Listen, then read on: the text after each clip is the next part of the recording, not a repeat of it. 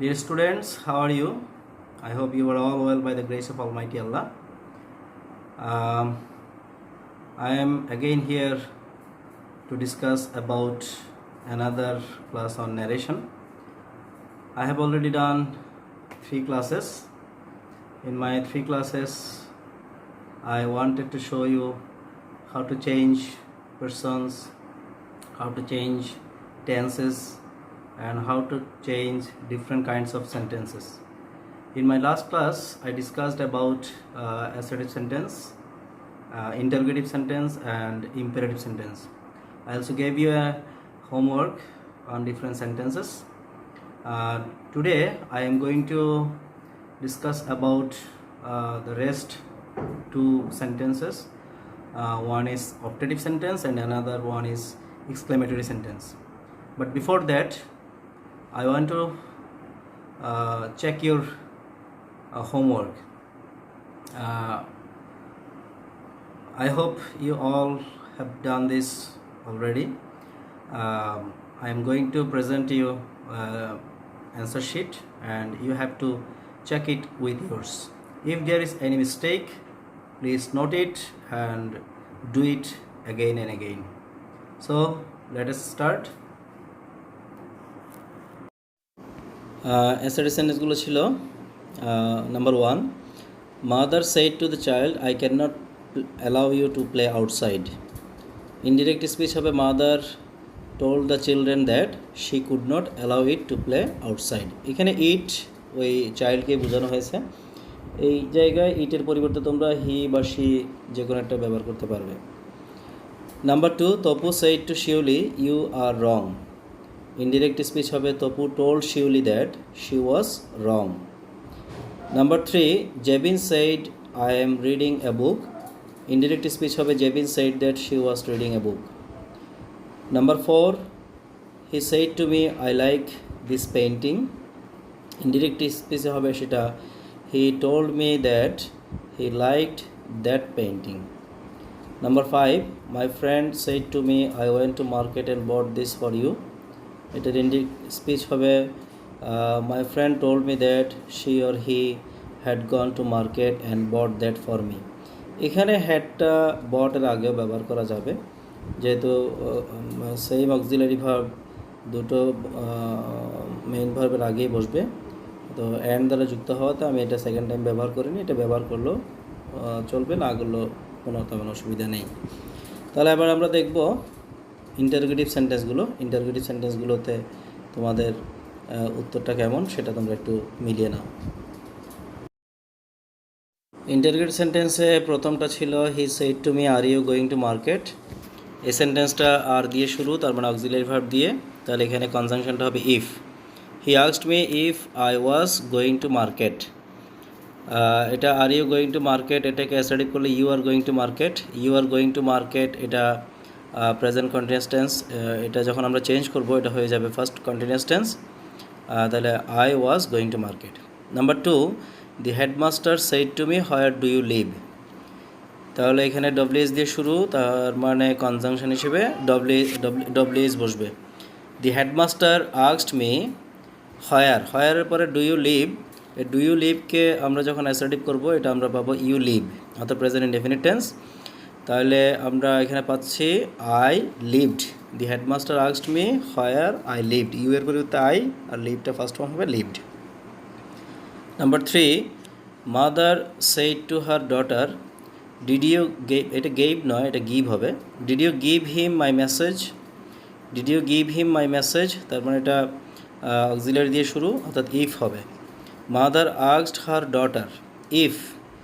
এরপরে আমরা যখন সেন্টেন্সটাকে অ্যাসার্টিভ করব এটা আমরা পাবো you gave him my message.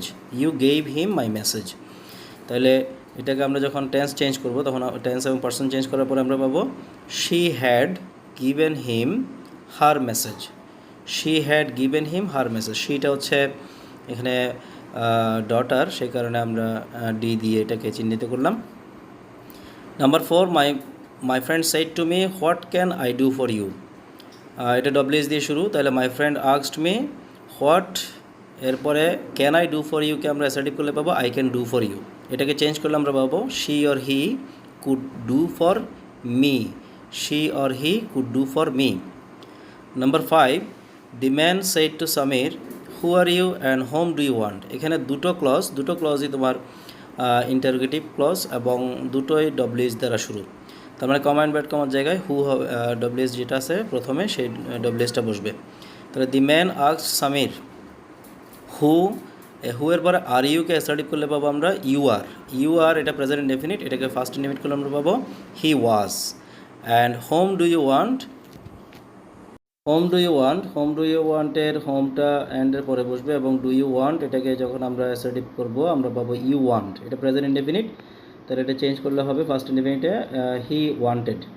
তাহলে সেন্টেন্সটা কী দাঁড়ায়? The man asked Samir who he was and home he wanted. এই ছিল 5টা ইন্টারোগেটিভ সেন্টেন্সের অ্যান্সার। এবার আমরা দেখব ইম্পারেটিভ সেন্টেন্সের যে 5টা কাজ আমরা দিয়েছিলাম সেই কাজগুলো অ্যান্সারটা কি। ইম্পারেটিভ সেন্টেন্সের মধ্যে প্রথমটা ছিল teacher said to us listen to me carefully. তাহলে এটা অ্যান্সার হবে teacher ordered us to listen to him or her carefully. এখানে যেহেতু টিচারে এটা আমাদেরকে বললো, এটা আমরা অর্ডার হিসেবে ধরে নেব, এই জন্য আমরা এখানে রিপোর্টিং ভার্বটা অর্ডার হিসেবে ব্যবহার করলাম। আর কমা ইনভার্ট কমার জায়গায় যথারীতি টু।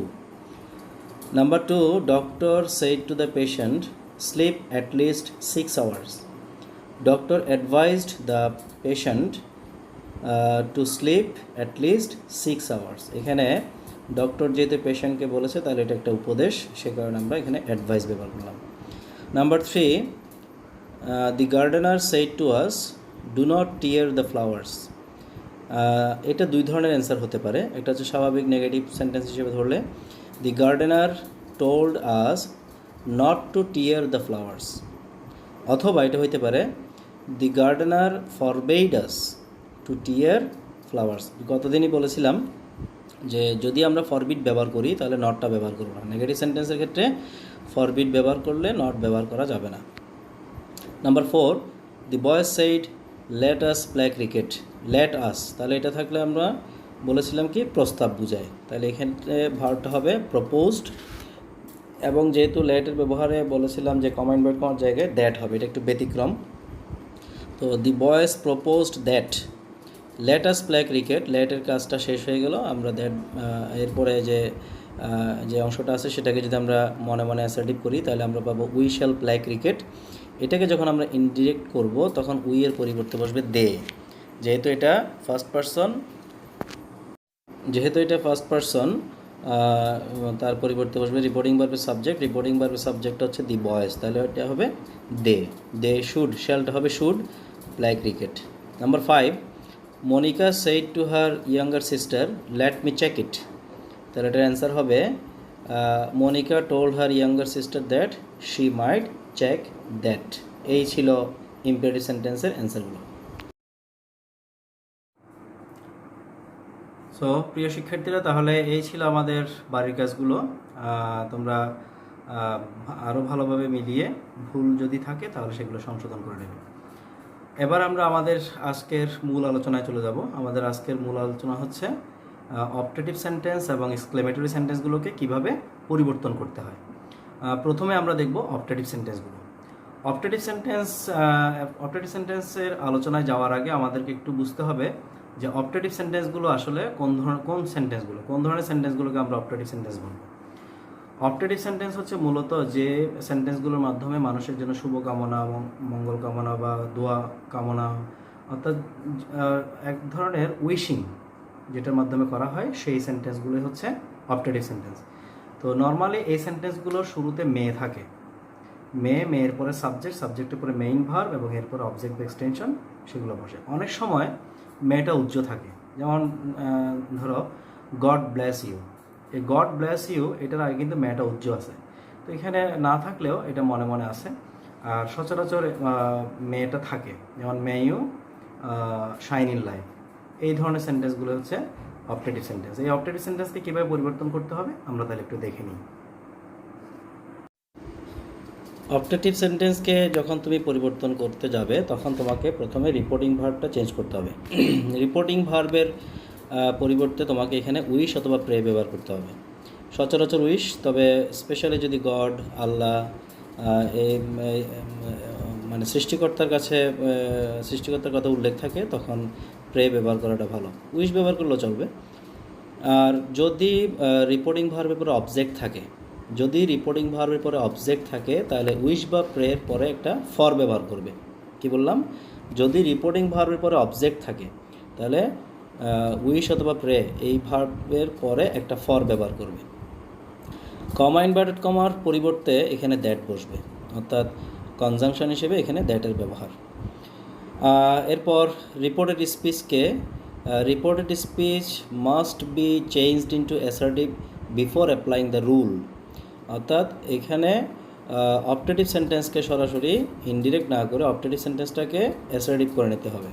অ্যাসার্টিভ করার পরে তারপর সেই সেন্টেন্সের মধ্যে পারসন, টেন্স এগুলোর পরিবর্তনের নিয়মগুলো অ্যাপ্লাই করতে হবে।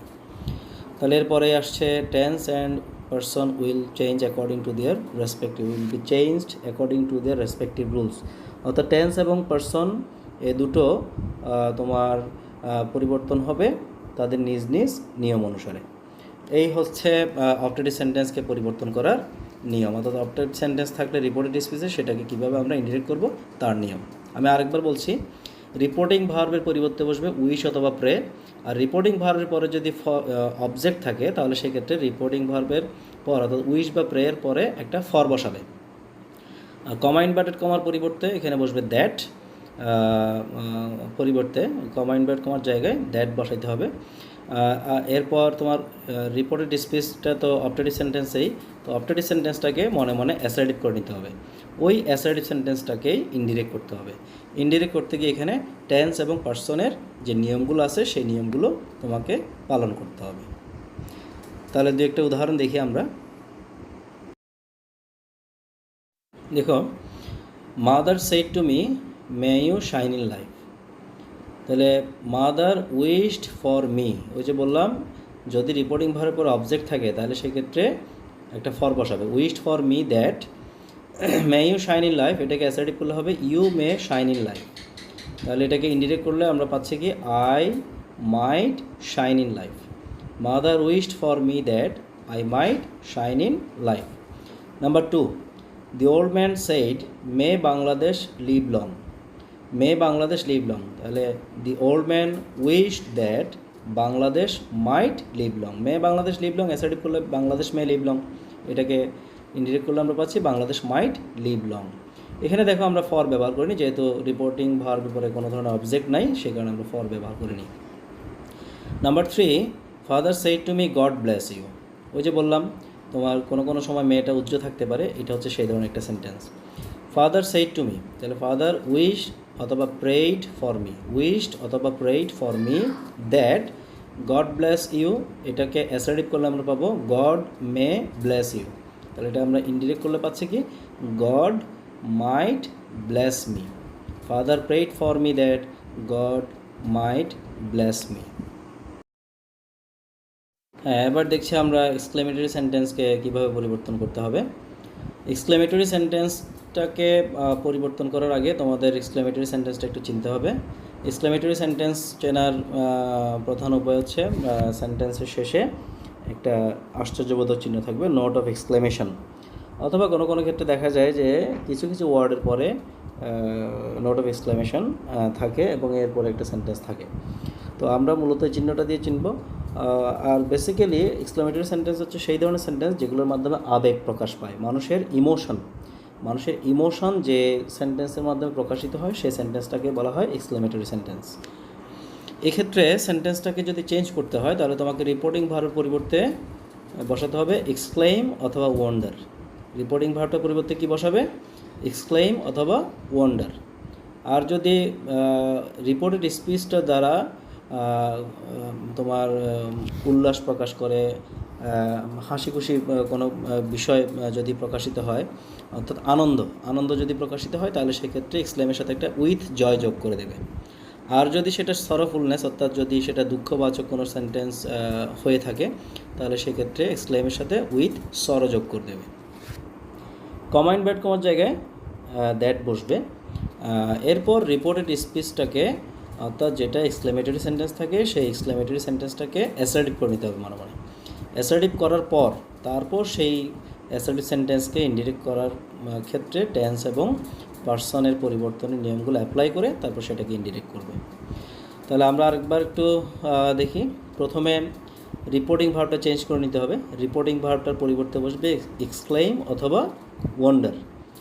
এরপর এই রিপোর্টেড স্পিচটা যদি আনন্দ প্রকাশ করে, উল্লাস প্রকাশ করে, তাহলে সেক্ষেত্রে এক্সক্লেইমের পরে আমরা উইথ জয় যোগ করব। আর যদি সেটা দুঃখবাচক কোনো সেন্টেন্স হয়ে থাকে, বেদনা সূচক কোনো সেন্টেন্স হয়ে থাকে, তাহলে সেটার সাথে আমরা উইথ সরো যোগ করব, অর্থাৎ এক্সক্লেইমের সাথে। আর কমা ইনভার্ট কমার জায়গায় কনজাংশন হিসেবে দ্যাট বসবে। আর রিপোর্টেড স্পিচটাকে ইন্ডিরেক্ট করার আগে তোমাকে অ্যাসার্টিভ করে নিতে হবে মনে মনে। অ্যাসার্টিভ করার পর তারপর সেটা মধ্যে তুমি যে টেন্স এবং পার্সন পরিবর্তনের যে নিয়মগুলো আছে সেগুলো অ্যাপ্লাই করবে, এরপর সেন্টেন্সটা ইনডিরেক্ট হয়ে যাবে। এই হচ্ছে এক্সক্লেমেটরি সেন্টেন্সকে পরিবর্তন করার নিয়ম। এবার আমরা কয়েকটা উদাহরণ দেখব, উদাহরণের সাহায্যে আমরা এটাকে আরও ভালোভাবে বোঝার চেষ্টা করব। উদাহরণের মধ্যে দেখো, Tisha said how beautiful the picture is. How beautiful the picture is, এটাকে অ্যাসার্টিভ করতে হবে মনে মনে। The picture is very beautiful. দেখো, এক্সক্লেমেটরি সেন্টেন্সে সচরাচর সাবজেক্ট এবং ভার্ব থাকে শেষের দিকে, আর অ্যাসার্টিভ সেন্টেন্সে সাবজেক্ট এবং ভার্ব থাকবে শুরুতে। তাহলে অ্যাসার্টিভ করার সময় প্রথমে আমরা সাবজেক্টটা নিয়ে আসবো, দ্য পিকচার, এরপরে ভার্বটা বসবে ইজ। এখানে যে হাউ, এই যে অ্যাডভার্বটা, এটার পরিবর্তে আরেকটা অ্যাডভার্ব বসবে, সেটা হবে ভেরি। যদি এরপরে অ্যাডজেক্টিভ থাকে তাহলে ভেরি হয়, আর যদি সেটা নাউন হয় তাহলে সেক্ষেত্রে আমরা গ্রেট বসাবো। এখানে বিউটিফুলটা অ্যাডজেক্টিভ, সেই কারণে আমরা বলছি এটা very. The picture is very beautiful. তুমি মূলত এই the picture is very beautiful এটাকেই ইনডিরেক্ট করবে। তাহলে আমরা প্রথম থেকে দেখি, তিশা এক্সক্লেইমড অথবা wondered that the picture is, তাহলে এটা টেন্স পরিবর্তন করতে হবে, যেহেতু সেইড এটা ফার্স্ট টেন্স আছে। The picture was very beautiful. Navi said what a shot it was. What a shot it was, তাহলে Navi exclaimed that, what a shot ইট ওয়াজকে আমরা অ্যাসার্টিভ করবো মনে মনে। ইট ওয়াজ এ গ্রেট শট। কেন গ্রেট? কারণ শটটা হচ্ছে এখানে নাউন, এই কারণে আমরা এখানে গ্রেট বসাবো। ইট ওয়াজ এ গ্রেট শট, এটা ফার্স্ট ইনডিফিনিট টেন্স, কিন্তু এটাকে যখন আমরা চেঞ্জ করব তাহলে আমরা পাচ্ছি কি ইটের পরিবর্তে দ্যাট, এবং যেহেতু এটা ফার্স্ট পারফেক্ট টেন্স, ফার্স্ট পারফেক্টে পরিবর্তন করতে হবে। ফার্স্ট পারফেক্টে যেহেতু রূপান্তর করতে হবে, তাহলে এখানে আমরা দ্যাটের পরে হ্যাড বসাবো। হেডের পরে ওখানে যে ভার্বটা আছে সেটা হচ্ছে বিভার্ব। বিভার্বের ফার্স্ট পার্টিসিপল ফর্ম হবে বিন, অর্থাৎ ওয়াজকে ফার্স্ট পার্টিসিপল করলে আমরা পাবো বিন। তাহলে that had been a great shot. তাহলে দেখো এখানে মাঝখানে কিন্তু দ্যাট দুটো হয়ে গেছে, কোনো সমস্যা নেই। এখানে দুইটা পরিচিতি। প্রথম দ্যাটটা হচ্ছে একটা কনজাংশন, যেটা কমা ইনভার্ট কমার পরিবর্তে বসেছে, আর দ্বিতীয় দ্যাটটা হচ্ছে একটা প্রোনাউন, এটা ইটের পরিবর্তে এখানে বসছে। তাহলে that had been a great shot. She said hurray I have got GPA 5। Hurray, hurray এই তোমার এক্সক্লেমেটরি ওয়ার্ডটার পর একটা আশ্চর্যবোধক চিহ্ন বসছে, এবং এটা দ্বারা উল্লাস প্রকাশ করে, যে কারণে আমরা এখানে এক্সক্লেমের সাথে একটা উইথ জয় যোগ করে দেব। শি এক্সক্লেইমড উইথ জয়, এরপরে দ্যাট বসবে। তাহলে হুররে উইথ জয় বসানোর সাথে সাথে হুররের কাজ শেষ, এটা আর লাগবে না আমাদের। তাহলে আর বাকি রইল কি, আই হ্যাভ গট জিপিএ 5। এটা হচ্ছে প্রেজেন্ট পারফেক্ট, তাহলে এটাকে আমরা ফার্স্ট পারফেক্টে নিয়ে যাব। She had got GPA 5। She exclaimed with joy that she had got GPA 5. Number 4, Megla said, alas, I have not a single penny. I have not a single penny. তাহলে alas যেহেতু আছে, তাহলে তার মানে এটা দুঃখ বা একটা বেদনাদায়ক বেদনা প্রকাশক শব্দ, অর্থাৎ এক্ষেত্রে আমাদেরকে সরো উইথ সরোটা ব্যবহার করতে হবে। Meghla exclaimed with sorrow that I have not a single penny, এটা প্রেজেন্ট ইনডেফিনিট টেন্স। এই প্রেজেন্ট ইনডেফিনিট টেন্সটাকে আমরা যখন চেঞ্জ করবো এটা ফার্স্ট ইনডিফিনিট হবে, অর্থাৎ that she had not a single penny. তার মানে Meghla exclaimed with sorrow that she had not a single penny. So প্রিয় শিক্ষার্থীরা, এই ছিল আজকের আলোচনা। অর্থাৎ এখানে আমাদের অপটেটিভ সেন্টেন্স এবং এক্সক্লেমেটরি সেন্টেন্সের কোন কোন জায়গায় কীভাবে পরিবর্তন করতে হবে, রিপোর্টিং ভার্বের পরিবর্তে কী হবে, কমা ইনভার্ট কমার জায়গায় কী হবে, এবং কিভাবে এই অপটেটিভ এবং অ্যাসার্টিভ সেন্টেন্স এক্সক্লেমেটরি সেন্টেন্সগুলোকে তোমার অ্যাসার্টিভ সেন্টেন্সে নিয়ে এসে তারপর সেটাকে ইন্ডিকেট করতে হবে, এই বিষয়গুলো আমরা আজকে দেখলাম। তো আশা করি তোমরা বুঝতে পেরেছো। যদি একবারে বুঝতে সমস্যা হয় তোমরা ভিডিওটা বারবার দেখবে, তাহলে দেখবে তোমাদের যেই সব জায়গায় প্রথম দিকে যেগুলো বুঝতে একটু সমস্যা হয়েছে, আশা করি সেগুলো দ্বিতীয়বার বা তৃতীয়বার দেখলে সেই বিষয়গুলো তোমাদের কাছে ক্লিয়ার হবে। তবে এই যে অপটেটিভ সেন্টেন্সকে অ্যাসার্টিভ সেন্টেন্সে আনা, এক্সক্লেমেটরি সেন্টেন্সকে অ্যাসার্টিভ সেন্টেন্সে আনা, এই জিনিসগুলো একটু তোমাকে জানতে হবে। তো এটার জন্য তোমাকে একটু যে ট্রান্সফরমেশন বা চেঞ্জিং সেন্টেন্সের যে নিয়ম আছে, সেই নিয়মের মধ্যে গিয়ে এক্সক্লেমেটরি সেন্টেন্স এবং অপটেটিভ সেন্টেন্সকে কীভাবে অ্যাসার্টিভ করতে হয় প্রয়োজনে তোমরা সেখানে একটু দেখে নেবে। আমি অবশ্য এই চেঞ্জিং সেন্টেন্সটা আলোচনা করব, সেই চেঞ্জিং সেন্টেন্সের আলোচনা করতে গেলে তখন এই বিষয়গুলো আরও ক্লিয়ার করে তোমাদেরকে বুঝিয়ে দেবো। আপাতত ন্যারেশন করার জন্য যতটুকু দরকার ততটুকু পর্যন্ত তোমরা স্টাডি করবে এবং সেটা তোমরা যথাযথভাবে করার চেষ্টা করবে। এখন আমি কিছু বাড়ি কাজ দিচ্ছি তোমাদেরকে, নেক্সট ক্লাসে আমরা সেই বাড়ি কাজগুলো একটু চেক করব। তোমরা আপাতত বাড়ি কাজগুলো আমার এই স্ক্রিন থেকে দেখে নাও, দেখে সেগুলো খাতায় লিখো এবং লেখার পরে আজকেই বসে সেই বাড়ি কাজগুলো তোমরা শেষ করবে। তাহলে বাড়ি কাজগুলো একটু দিচ্ছি আমি। প্রথমে 5টি সেন্টেন্স আমি অপটেটিভ সেন্টেন্স কাজ দিচ্ছি, সেন্টেন্সগুলো আস্তে আস্তে লিখে নাও তোমরা। The leader said, may the prime minister of Bangladesh live long. The leader said, may the prime minister of Bangladesh live long. Number 2, teacher said to us, may you, এখানে একটা ইউ হবে, may you become successful enough to earn respect. Teacher said to us, may you become successful enough to earn respect. Number 3, we say, may the Almighty save us from this coronavirus. We say, may the Almighty save us from this coronavirus. Number 4, he said to me, wish you a happy journey. He said to me, wish you a happy journey. Number 5, the teacher said to the students, good morning. The teacher said to the students, good morning. শেষের দুটো সেন্টেন্সকে একটু ভালোভাবে বুঝে শুনে তারপর করবে। এই 5টা হচ্ছে অপটেটিভ সেন্টেন্সের। এবার তোমরা লিখে নেবে 5টা এক্সক্লেমেটরি সেন্টেন্সের কাজ। হ্যাঁ, এক্সক্লেমেটরি সেন্টেন্সগুলো, number 1, the boy said, hooray, we have taken all the wickets. The boy said, hooray, we have taken all the wickets.